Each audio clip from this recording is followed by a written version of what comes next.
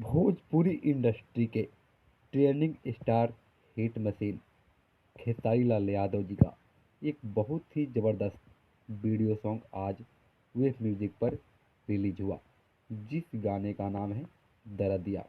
और ये गाना जो है कि आते ही टहलका मचाकर यूट्यूब पर रख दिया। वहीं आपको बता दें, इस गाने को लेकर भोजपुरी इंडस्ट्री में जो है कि काफ़ी ज़्यादा जो है कि बवाल हो गई है, और इसको लेकर जो है कि चर्चाएं काफ़ी तेज हो चुकी है।